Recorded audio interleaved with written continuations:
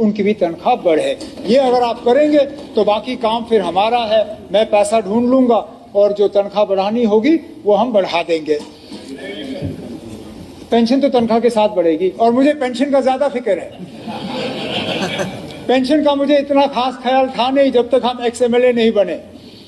Ex MLA बनने के बाद पेंशनों का हमें एहसास हुआ।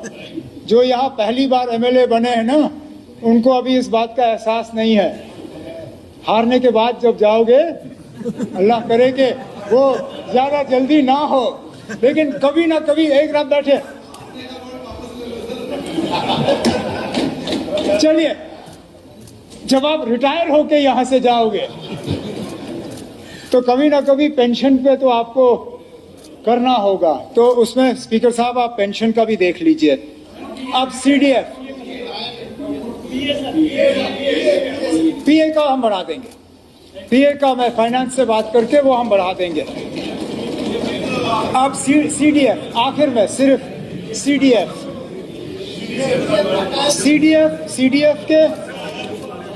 सीडीएफ के गाइडलाइंस को लेके यहाँ पे शिकायत आई और मुझे लगता है इसमें थोड़ी सी हमें तब्दीली लाने की ज़रूरत है। सबसे पहले तो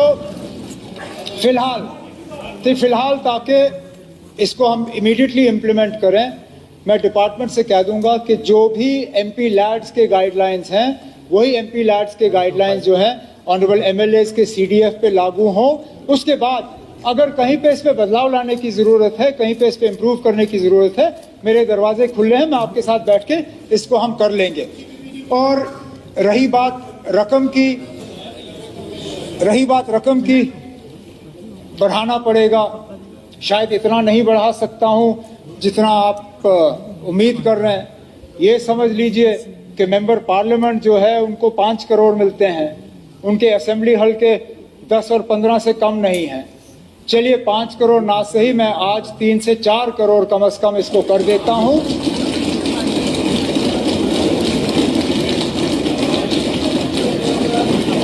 लेकिन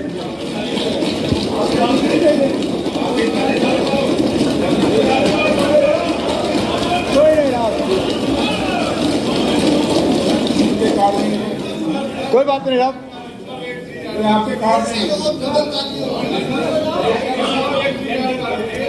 तो बेसिकली क्या होता है जब हम पेंशन स्कीम की हमने बात की थी, लेकिन जहां सरकार ने अपने मैनिफेस्टो में भी रखा था नेशनल कॉन्फ्रेंस ऑफ कांग्रेस में और पेंशन स्कीम लागू करने की जरूरत है। तब में एक इम्पोर्टेंट जो इशू है जेके प्रोविडेंट फंड ऑर्गेनाइजेशन, जब रीऑर्गेनाइजेशन एक्ट लागू हुआ तो इसके एम्प्लॉइज जो थे उनको नहीं टूटा, तो सरकार को बताते हैं उनके कारण से बयान आया कुछ करना।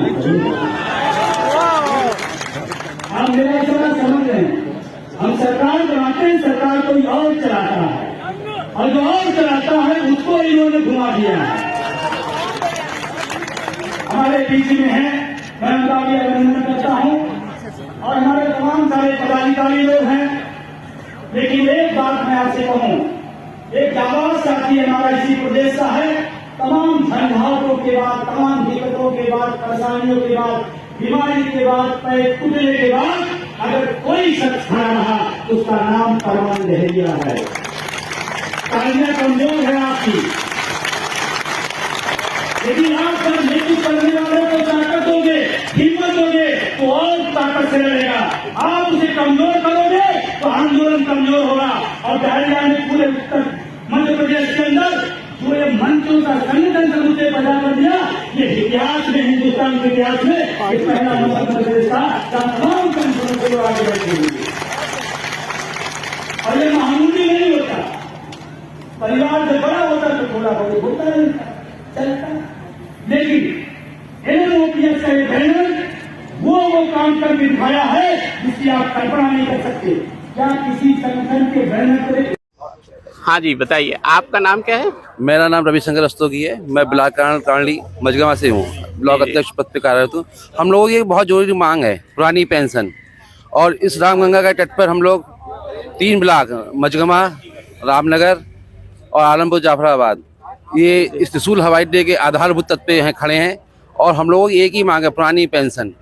और इस पुरानी पेंशन जो बुढ़ापे की लाठी है और सभी जो हमारे साथी हैं इसमें कार्यरत हैं और कर रहे हैं। सरकार की एक बड़ी विडंबना ये रही है कि वो हम आधारभूत कर्मचारियों की अनदेखी कर रही है, और ये बहुत ही गलत बात है कि हम लोग बुढ़ापे में करेंगे क्या। सरकार 3-3, 4-4 पेंशनें ले रही है पुरानी, और हम लोगों को एक नहीं दे रही है। और हम लोगों की न्यायिक मांग है कि हम लोगों को पुरानी पेंशन मिले, और हम लोग तब तक नहीं हटेंगे इस संघर्ष से जब तक हमारी पुरानी पेंशन नहीं मिल जाती। बहुत बढ़िया। ये हम लोग बरेली में रामगंगा तिराहे पर खड़े हुए हैं और इस समय यहाँ पर कुछ हो रहा है। कई सारे लोग इकट्ठे हुए हैं। पीछे एक बैनर लगा हुआ है, एक ही मांग, ओपीएस हटेवा बरेली। तो आइए जानते हैं ये क्या कार्यक्रम है। नमस्कार जी, क्या नाम है आपका? विकल्प सक्सेना। अच्छा, क्या करते हैं आप? हम टीचर हैं। अच्छा अच्छा, बताइए ये क्या कार्यक्रम है? ये अटेवा संघर्ष कर रहा है पुरानी पेंशन के लिए, अच्छा और हम सब लोग यहाँ इसलिए इकट्ठा हैं कि 1 मई को दिल्ली चलो की रैली है, अच्छा अच्छा, और वहाँ पर हमारे नेता श्री विजय बंधु जी एक रैली कर रहे हैं अखिल भारतीय। उस रैली की जागरूकता के लिए हम सब लोग एक वाहन रैली आज निकाल रहे हैं।